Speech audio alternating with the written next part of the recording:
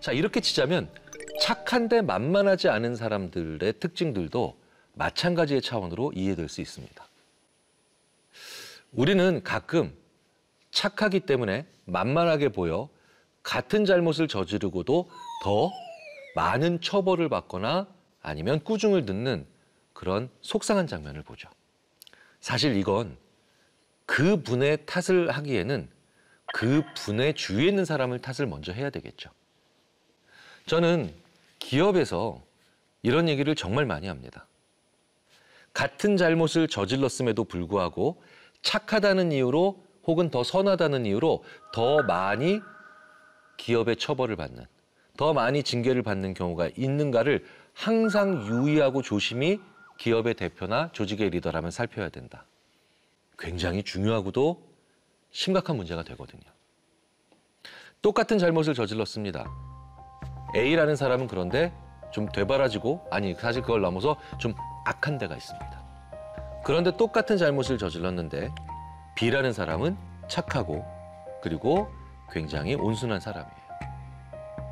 그 조직의 리더는 두 번째 사람인 B를 더 많이 징계하거나 더 많이 꾸짖을 수 있습니다. 왜? 질문 속에 답이 나와 있죠. 만만하거든요. 이런 경우가 반복되면 그 회사는 망하기 딱 좋은 기업이 됩니다. 왜겠어요? 자연스럽게 그 리더의 모습을 보면서 잘못을 하고도 덜 혼나는 제일 좋은 방법은 못돼지는 거거든요. 악독해지는 거거든요. 그러니까 그 조직에 있는 사람들은 더 나빠지고 계속 착함을 유지하는 사람들은 나가버리고 새로 들어오는 사람들은 그걸 보면서 더 못돼지고 최고의 악순환이 벌어지겠죠. 자, 그래서 착한데 만만한 사람들을 그 사람들을 바보 같다, 그 사람들은 무언가 부족하다라고 하는 생각을 하는 것 자체가 우리를 악하게 만들 수 있고 우리를 더 부적응적으로 만들 수 있다는 생각을 반드시 해보셔야 됩니다. 착한데 만만하지 않은 사람들에게는 어떤 특징이 있는가? 심리학자들은 이걸 소위 말하는 이타적인데도 우호성은 적정히 유지하고 있는 사람들이라고 표현합니다. 이타적인 건 당연히 착한 것과 굉장히 잘 연결되어 있죠. 그런데 우호성이라고 하는 건 뭐냐? 바로 모든 사람들과 잘 지내려고 하는 정도입니다. 이타적인 사람이 모든 사람들과 잘 지내려고 하면 결국은 이타적이고 매우 높은 우호성을 가지고 있는 사람이 되겠죠. 이때 우리는 만만해 보이기가 쉬워집니다. 갈등을 원하지 않고 그리고 잡음이 일어나는 걸 피하고 싶으니까요.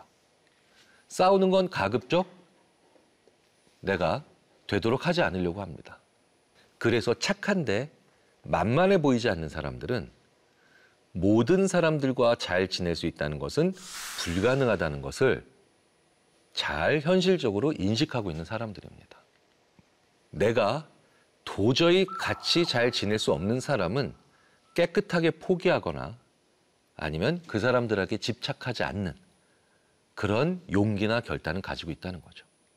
부조리한 사람 혹은 무언가 부당한 행동을 하는 사람들과 그들과도 잘 지내려고 하는 건 깨끗이 포기한다는 건 정의로운 거죠.